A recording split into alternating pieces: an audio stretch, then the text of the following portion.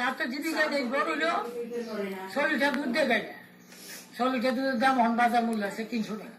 এটা দিয়ে তার 4টা-5টা সংসার পেট চলতে। আপনার নাম? আমার নাম সীতারাম ঘোষ।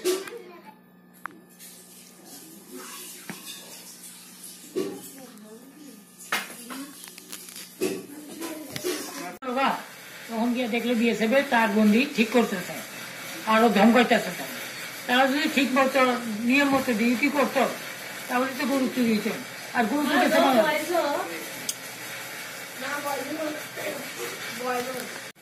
আর তার কাটা কেটে গরু পাচার করা হয়েছে, সীমান্তরক্ষী বাহিনী জানেন না, দেখেননি,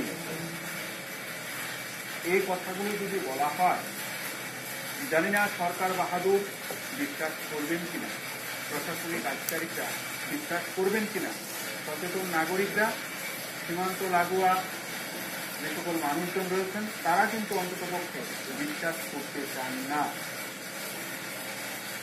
সীমান্তরক্ষী বাহিনী এ বিষয়ে অবগত নেই, এটা কিন্তু সীমান্ত লাগোয়া এলাকার জনগণ কোনোভাবেই মানছে না।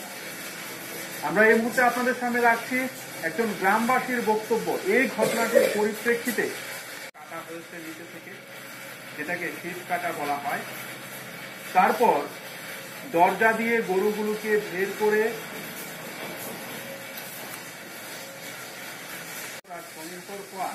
যে স্বপ্ন দেখানো হচ্ছে, বিশেষ করে পশুপালনের মধ্য দিয়ে, সেটা কিন্তু কোনোভাবেই বাস্তব। প্রতিপালন তো অনেক দূরের কথা, কিভাবে ব্যাংকের ঋণ শোধ করবেন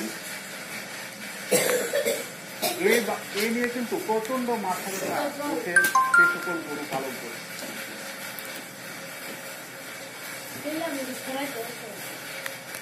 গোপালকরা, সীমান্তবর্তী এলাকার মানুষজন তারা বলা বলি শুরু করেন, সরকার বাহাদুর যে বলছেন পশু পালন করতে, স্বনির্ভর করতে, আত্মনির্ভর হতে, আমরা কি করে আত্মনির্ভর করতে? আমি যদি ব্যাংক থেকে লোন নিয়ে দুটো গরু ক্রয় করে বুকের মধ্যে স্বপ্ন নিয়ে সেই গরুগুলো পালন করতে শুরু করি, একদিন এই গরুগুলো বড় হবে, দুটো গরু থেকে 4টে গরু হবে, দুধের পরিমাণ বৃদ্ধি পাবে, সেগুলো বিক্রি করে আমি আমার সংসার প্রতিপালন করতে পারব। কিন্তু দেখা যায় কিছুদিন পালন করার পর নির্দিষ্ট একটা সময়ে, নির্দিষ্ট কোনো একটা রাতে গরুগুলো চুরি হয়ে গেছে। আগামী দিনে কি করে সংসার প্রতিপালন করবেন? আমাদের কাছে ভিডিও ফুটেজ এসছে, অভিযোগ এসছে, আমরা সেগুলো আপনাদের সামনে তুলে ধরেছি এবং তুলে ধরাটা আমাদের দায়িত্ব। আমরা আমাদের পেশাগত দায়িত্ব পালন করছি। আমরা এটা বারবার দাবি জানাচ্ছি, যখনই আমাদের কাছে এ ধরনের সংবাদ আসে আমরা আপনাদের রায় নেওয়ার চেষ্টা করি, আমরা বলার চেষ্টা করি, আমরা দাবি জানানোর চেষ্টা করি।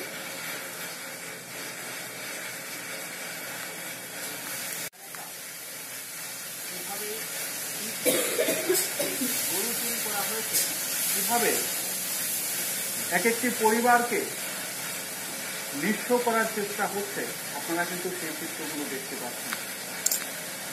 সেই অভিযোগ উঠে আসছে, প্রশ্ন উঠছে কেন ভূমিকা নেওয়া হচ্ছে না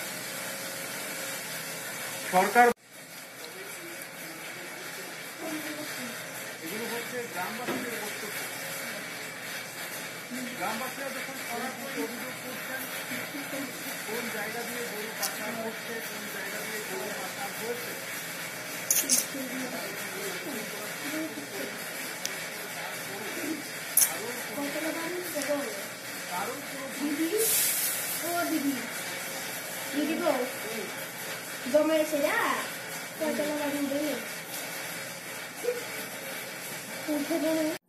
মাসের পর মাস সরকারি কোষাগার খালি করে এই সীমান্তরক্ষী বাহিনীদের মাইনে দেওয়ার কি দরকার? কি দরকার এতগুলো পুলিশ কর্মী নিয়োগ করা?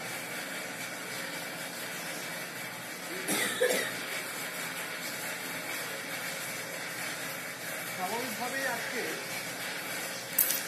সীমান্ত লাগোয়া মানুষজন কিন্তু এই বক্তব্যগুলো রাখছেন, যদি বিএসএফ এর কর্মীরা সতর্ক রাখছেন, তারা যদি তাহলে সীমান্তরক্ষী বাহিনী রাখার কি দরকার? যদি আমাকে